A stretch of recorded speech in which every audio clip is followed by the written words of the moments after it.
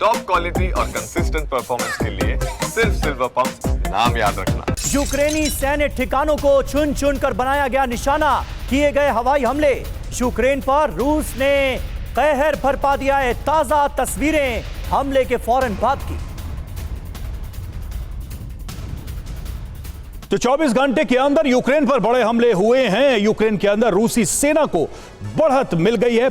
Donetsk में रूस को बड़ी सफलता मिली है। खार्किव, कुपियांस्क में हवाई हमले किए गए हैं। वहीं निप्रोपेट्रोस और निकोपोल में ड्रोन से अटैक किया गया। खेरसोन में कैमिकाजी ड्रोन से तबाही मची है। साथ ही टैंक से भी यहां हमले किए गए। वहीं निकोपोल शहर में सैन्य ठिकानों पर हमला किया गया है, उन पर टारगेट किया गया है। और बड़ी बात यह है कि यूक्रेन पर कहर बरपा रहा है रूस। पोक्रोवस्क पर जल्द ही कब्जा संभव है। तोर्स्क में कई इलाकों पर कब्जा हो गया है। और ये देखिए जो अहम खबर, ताजा खबर सामने आ रही है, तोरेस्क में भी कई इलाकों पर अब रूस ने कब्जा जमा लिया है। यानी रूस बहुत तेजी से अब आगे बढ़ता हुआ नजर आ रहा है। चलिए अब आपको बताते हैं कि किन किन इलाकों पर रूस ने हमला किया। वो इलाके कौन कौन से हैं, तो देखिए ये रही वो लिस्ट। डोनेस्क, खार्किव, कुपियांस्क और इसके अलावा निप्रोपेट्रोस, निकोपोल और खेरसोन पर हमले हुए हैं, जिससे यूक्रेन दहल उठा है। क्या ऐसे में शांति वार्ता की बात बेमानी नहीं लगती? क्योंकि न रूस पीछे हटने को तैयार है, न ही यूक्रेन। लगातार दोनों ओर से विध्वंसक हमले किए जा रहे हैं।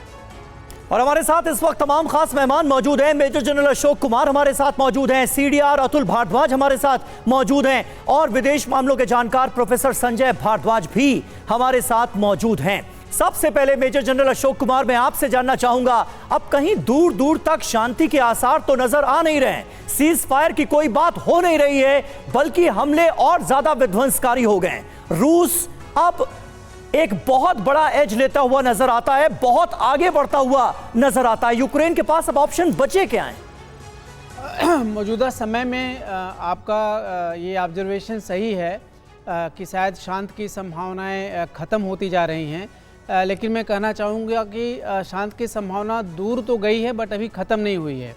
अगर आप देखें तो डोनाल्ड ट्रंप ने अपने इलेक्शन कैंपेन में ही बोला था कि रूस यूक्रेन युद्ध को समाप्त करना उनकी पहली प्राथमिकता होगी, और उसी को मद्देनज़र जब वो सत्ता में आए तो उन्होंने उस पर काम करना भी सीरियसली शुरू किया। जेलेंस्की से बात हुई, बट जेलेंस्की इस बात पर अड़े रहे कि यूक्रेन को सिक्योरिटी गारंटी मिलनी चाहिए, जिससे वो बात टूट गई। उस समय ये उम्मीद की जा रही थी कि जब यूएस यूक्रेन को सपोर्ट देने से हट रहा है तो बाकी यूरोपियन देश भी हट जाएंगे, लेकिन ऐसा नहीं हुआ। इस समय भी सारे यूरोपियन देश यूक्रेन के साथ में खड़े हुए हैं।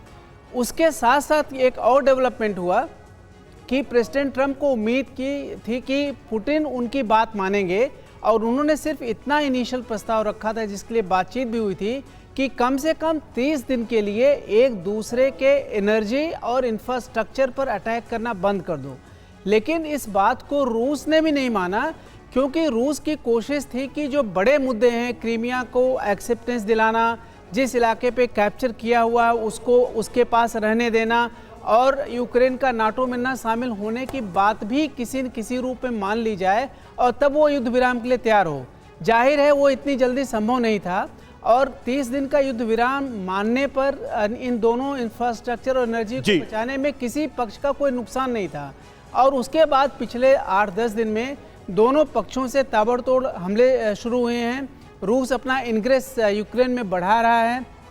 बिल्कुल, कम से कम सर अभी जो यूक्रेन ने भी, अगर आप देखें तो कुछ के अलावा अभी जो सिचुएशन बनी है उसमें ऐसा लग नहीं रहा है कि बातचीत आगे बढ़ पाएगी, क्योंकि हमले दोनों तरफ से तेज होते ही जा रहे हैं।